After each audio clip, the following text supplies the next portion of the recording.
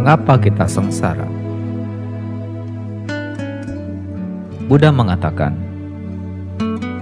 sebab dari penderitaan tidak lain dari nafsu yang mementingkan diri sendiri, pergesekan antara unsur-unsur dan energi-energi, dan perubahan-perubahan.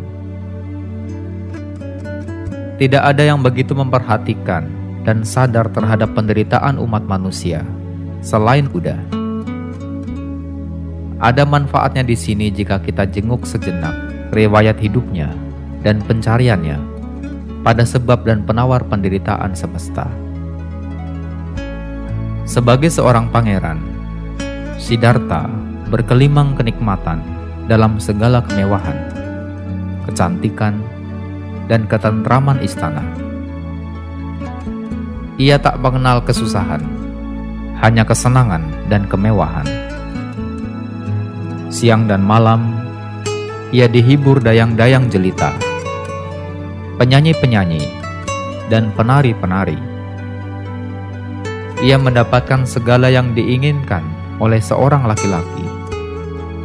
Pun begitu, ia merasakan kehampaan dalam hidupnya. Ketika sedang berjalan-jalan di luar istana suatu hari, Siddhartha bertemu dengan 4 keadaan yang barangkali biasa bagi kita, namun membawa pengaruh besar baginya. Ia melihat orang tua, orang sakit, orang mati, dan seorang pertapa. 4 kejadian ini memberikan kesan yang mendalam baginya. Karena itulah, untuk pertama kalinya, ia melihat keadaan seperti itu. Ia terguncang oleh keadaan tidak menyenangkan yang harus dihadapi umat manusia. Dalam 3 pertemuannya yang pertama, ia sadar bahwa usia tua, penyakit, dan kematian akan dialami olehnya juga suatu hari. Namun, pertemuan dengan seorang pertapa memberinya harapan bagi pembebasan. Pertemuan itu memberinya kekuatan dan keberanian untuk melepaskan kebangsawanannya beserta semua kenikmatan duniawi yang dimilikinya, untuk mencari kebenaran yang akan menolong umat manusia dari penderitaan. Suatu malam, ia meninggalkan semua kepunyaannya dan pergi mencari jawaban bagi masalah keberadaan semesta.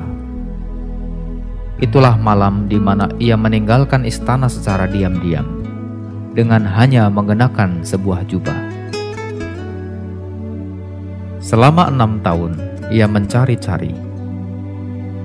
Ia tak memiliki makanan dan teman yang tetap, kecuali yang diberikan orang kepadanya. Ia makan dari mangkok sedekah seperti pengemis. Setelah terbiasa hidup dalam kemewahan, ia hampir muntah melihat adukan makanan basi yang diberikan orang padanya. Tapi ia tabah menghadapi itu semua. Makanan basi, terik matahari, deraan hujan, dan dingin malam di hutan. Mengembara dengan kaki telanjang dari satu tempat ke tempat lain, dari satu guru ke guru yang lain, mencari kebenaran. Kebenaran akhirnya menyingsing untuknya 6 tahun kemudian di bawah pohon Bodhi. Dalam pencariannya, ia mencicipi semua spektrum pengalaman manusia. Ia memahami ketidakpuasan, tidak hanya dalam kehidupannya yang berlimpah kemewahan, tapi juga ketika mengikuti kehidupan pertapa yang menyiksa diri dengan kepercayaan bahwa kebijaksanaan dan kemerdekaan bisa dicapai dengan cara demikian. Ia hampir mati akibat praktek seperti itu yang terbukti sia-sia. Ia juga mencoba belajar dari guru-guru terbaik yang sungguh-sungguh mengajarnya, tapi ternyata tak mampu memberikan jawaban yang dicarinya. Menyadari bahwa ia harus menemukan kebenaran itu melalui usahanya sendiri, Ia berhenti menyiksa diri dan mengikuti jalan tengah yang menghindarkan penyiksaan diri dan pemuasan nafsu yang ekstrim. Dengan keuletan dan tekad yang teguh, ia mencapai kebudaan dengan usahanya sendiri.